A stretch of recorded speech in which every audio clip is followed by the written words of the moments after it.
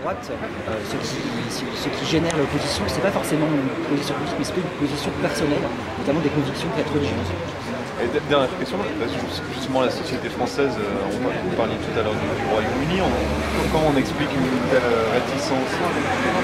C'est peut-être franco-français, je ne sais pas comment vous répondre, mais effectivement ce qui est alarmant, c'est que quand on se rend compte de la situation des pays européens qui nous entourent, on a un vrai retard. On voit le Royaume-Uni qui n'est pourtant pas le royaume gouverné par l'organisation politique la plus à gauche qui existe. On se dit qu'il y a quand même une incohérence et que c'est bien la preuve que ce n'est pas une question de gauche-droite, mais une question de choix de société, de courage politique aussi. Merci beaucoup. Bonjour Mathieu Moreau, tu es président des Cigales. J'aimerais que tu me dises 2 mots par rapport au rassemblement d'aujourd'hui devant la préfecture de Dijon, s'il te plaît. Alors aujourd'hui, c'est un rassemblement qui a pour objectif de rappeler que, alors que le débat prend vraiment forme et prend de l'ampleur aujourd'hui en France, que les personnes LGBT ont une exigence d'égalité. Oui. Il y a urgence à rétablir cette inégalité de droit qui est insupportable pour nous.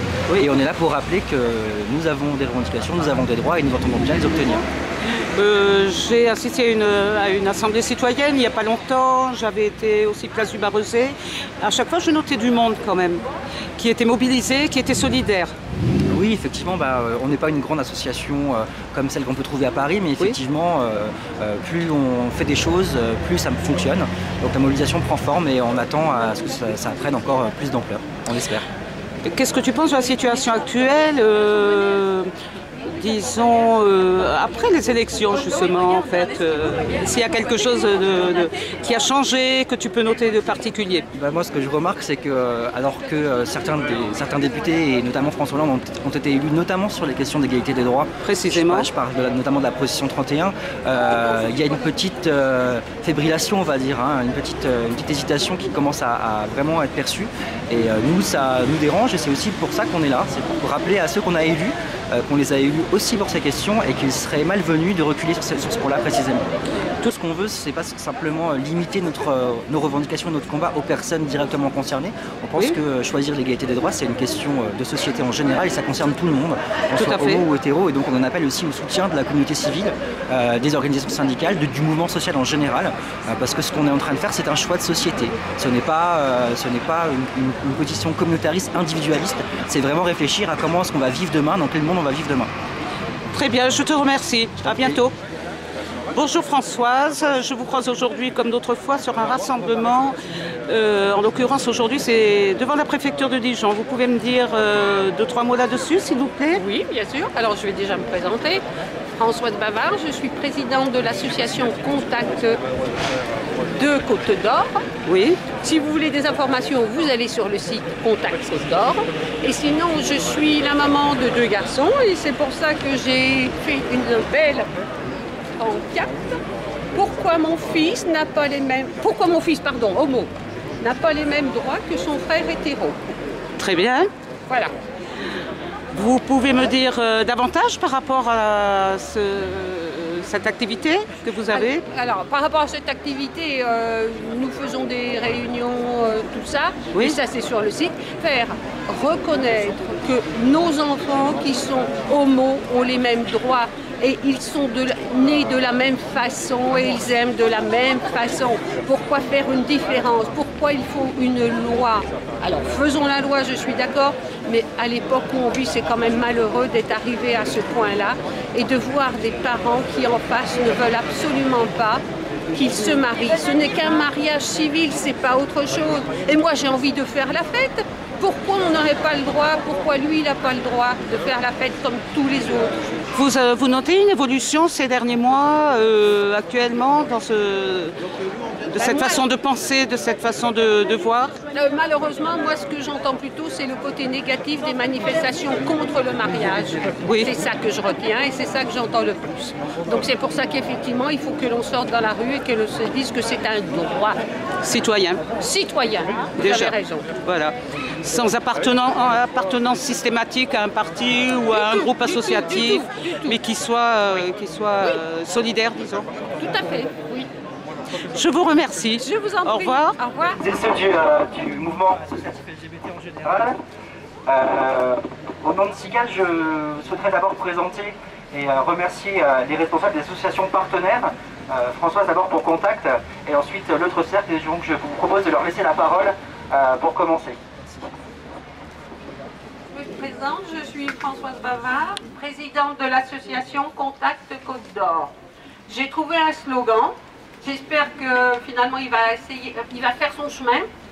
Pourquoi mon fils homo n'a pas les mêmes droits que son frère hétéro? Voilà. Bravo. Bravo.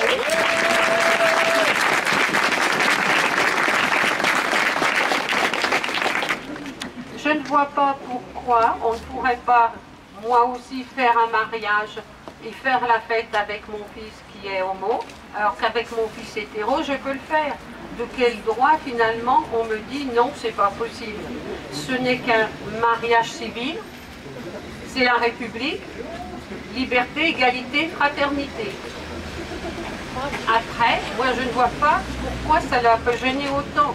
Et en plus, par rapport à l'adoption, moi j'ai réfléchi, l'amour que j'ai donné à mes deux garçons, ils vont le retransmettre à leurs enfants ou ils le transmettent à leurs neveux s'ils n'ont pas d'enfants.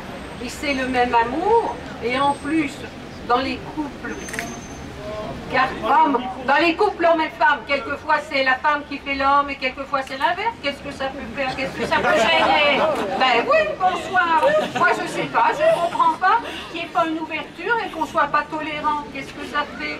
Si on explique à l'enfant qu'il a deux papas ou deux mamans, la seule chose où je suis d'accord, c'est qu'il faut qu'à l'école, il y ait une information et une ouverture là-dessus, pour éviter les gros problèmes qu'il y a et la souffrance des jeunes ados quand ils sont en train de constater qu'ils sont attirés par quelqu'un du même sexe. Là, nous avons vraiment un devoir envers ça. Je pense que je passe la parole à quelqu'un d'autre maintenant. Et je vous remercie de m'avoir écouté. Bonjour à tous, Philippe, l'association Notre Cercle. Pour ceux qui ne connaissent pas cette association, son objet est de lutter contre l'homophobie dans le monde de l'entreprise. Donc c'est un objet un peu spécialisé qui est peut-être un peu loin du débat généraliste qui nous a réunis aujourd'hui.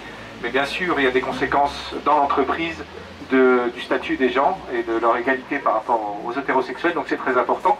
Et je pense qu'on est rassemblés aujourd'hui, notamment parce qu'il y a eu beaucoup de manifestations anti-mariage pour tous, où certains discours extrémistes ont pu fleurir à loisir.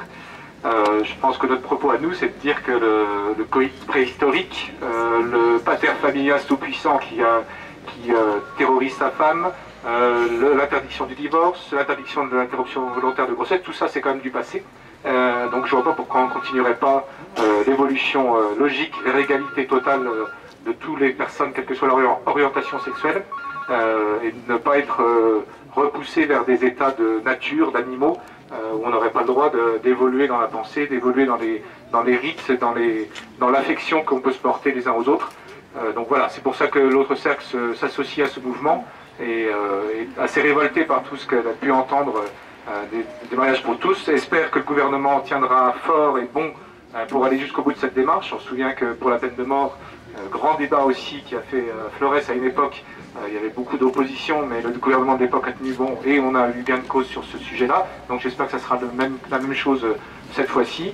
Il y a bien sûr des questions annexes au mariage, enfin c'est pas annexe d'ailleurs, le terme n'est pas impropre, qui sont la procréation assistée et l'adoption, des choses très importantes aussi. Mais en tout cas déjà au moins l'union civile, l'égalité pour tous, pas de situation de droit délirante pour des personnes homosexuelles qui élèvent des enfants et qui n'ont aucun droit sur eux. Moi je suis dans ce cas-là, ma sœur et sa compagne, la compagne est la mère naturelle bien entendu de l'enfant puisque c'est moi qui les ai aidés à l'avoir, mais ma sœur n'a aucun droit sur lui. Elle est juridiquement sa tante, par les liens du sang, mais elle l'élève au jour le jour bien plus que moi et elle n'a aucun droit sur lui. Donc ça on a essayé en justice que je délègue l'autorité parentale. Ça n'a pas été accepté bien entendu, puisqu'ils considèrent que le père existe, donc il n'y a pas besoin de le donner à quelqu'un d'autre. Mais ce sont quand même des situations de fait où il peut y avoir des problèmes. Pour l'instant il n'y en a pas eu heureusement, mais où il peut y avoir des problèmes. Donc voilà, c'est tout un ensemble de choses qui sont très très importantes pour la vie quotidienne.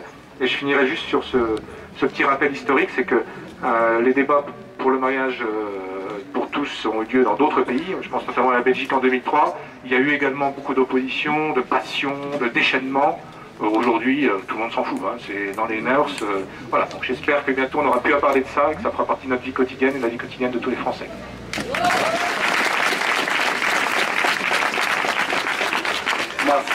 Merci beaucoup à vous deux de votre soutien, de votre participation. Alors effectivement, ce débat il date pas d'aujourd'hui, hein, vous le savez toutes et tous. Depuis des années, depuis notamment en 99, on parle et on débat dans la société française de l'ouverture du mariage et du droit à l'adoption. Donc quand on nous dit que ce débat est précipité, qu'on ne prend pas le temps de faire les choses, qu'on veut monter les Français les uns contre les autres, c'est bien évidemment une foutaise. On est bien d'accord que pour nous il y a urgence à rétablir cette inégalité qui est pour nous insupportable. Aujourd'hui, on a à faire face à une homophobie qui est une homophobie d'État, c'est-à-dire que la loi ne s'applique pas de la même façon, quelle que soit notre orientation sexuelle ou notre identité de genre. Et donc ça, c'est insupportable et c'est la responsabilité de l'État de mettre fin à cette discrimination.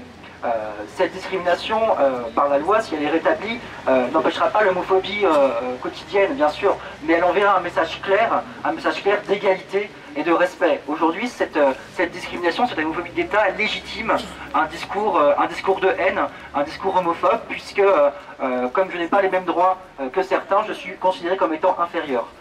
Et ça, c'est vraiment ce qui est le plus insupportable aujourd'hui, et c'est l'urgence qu'il s'agit de rétablir. Alors on est rassemblés aujourd'hui devant la préfecture, devant ce symbole de l'État, pour réaffirmer, si besoin était, qu'il y a urgence et que nous avons besoin de ces droits pour nos vies quotidiennes, pour celles de nos couples, pour celles de nos familles, pour celles de nos enfants quand nous en avons. Cela dit, il s'agit de faire comprendre également que, alors que parfois, ici et là, on peut percevoir un petit flottement, un manque de conviction ou peut-être parfois un manque de courage politique, il s'agit de rappeler à nos élus, hein, à nos députés fraîchement élus, à notre président de la République que la communauté LGBT s'est mobilisée massivement lors de ces élections et donc qu'elle a le droit à son dû, c'est-à-dire ce qui a fait pencher la balance pour nous dans les urnes. Et ça, je crois que nos élus seraient bien à même de prendre conscience de cet état de fait, et il serait mal tout, sachant que tout recul serait à mon avis malvenu et particulièrement dramatique pour nous. Cela dit, je rappellerai simplement que le droit au mariage, c'est aussi le droit de ne pas se marier. Moi, je suis contraint aujourd'hui dans un non-choix. Je ne peux pas me marier. Or, je revendique le droit, comme tout le monde, de choisir mon statut social, mon statut de couple, pas seulement en fonction de la loi, mais en fonction de mon identité, de ma propre volonté. Le droit de se marier, c'est aussi le droit de ne pas se marier. Sur l'adoption, c'est exactement la même chose. Nous ne sommes pas tous et toutes prêts ou animés par l'envie de fonder une famille, mais si un jour je le souhaite, je dois pouvoir le faire. Et pour celles qui existent, elles ont besoin d'avoir les mêmes droits que les autres. Quand nous parlons de parentalité, de filiation, de coparentalité, certains aspects d'ailleurs qui manquent dans la loi, nous ne sommes pas dans une démarche communautariste, mais bien dans une démarche universaliste, puisque les familles monoparentales, recomposées ou homoparentales ont besoin de droits nouveaux. Et ça n'a rien à voir avec notre orientation sexuelle, c'est simplement la diversité des modes de modèles familiaux qui sont présents aujourd'hui et dont il s'agit de reconnaître. La politique de l'autruche doit se terminer rapidement, puisque pour le bien des enfants, pour leur sécurité, toutes ces familles ont besoin de droits nouveaux. Alors, il y a bien sûr d'autres revendications que nous portons, je pense notamment à la PMA. Effectivement, il semblerait qu'on avance sur ce point-là, mais rien n'est moins sûr, et nous on a envie de porter aussi ce devoir d'égalité. Si l'on ouvre le mariage de couples de même sexe, les couples de même sexe hétéros, enfin les couples hétéros ayant droit à la PMA, les couples homo devraient y avoir droit aussi. C'est une logique implacable. J'aimerais aussi aborder la question de la transidentité, puisque au jour d'aujourd'hui, nombre de personnes transgenres vivent un cauchemar, puisque c'est un véritable parcours du combattant pour avoir un état civil qui correspond à son statut intime, à son identité de genre personnel. Et quand on vit dans un corps qui ne correspond pas à ce que l'on est, grandes sont les difficultés, grands sont les préjugés, et le parcours du combattant est quotidien. Pour aller chercher un colis à la poste, pour faire toute démarche administrative, c'est le jugement, la discrimination qui est d'actualité, et cela doit prendre fin rapidement. Nous revendiquons le droit à avoir des papiers qui correspondent à son identité de genre, à ce que l'on est vraiment, et pas à ses attributs sexuels.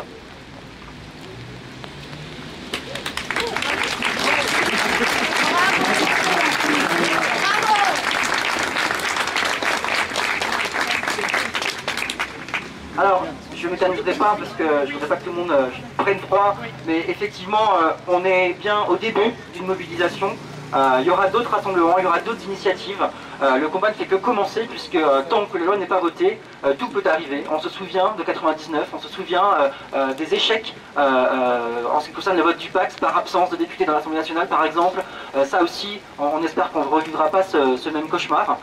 Mais effectivement, restez mobilisés parce que nous on ira jusqu'au bout.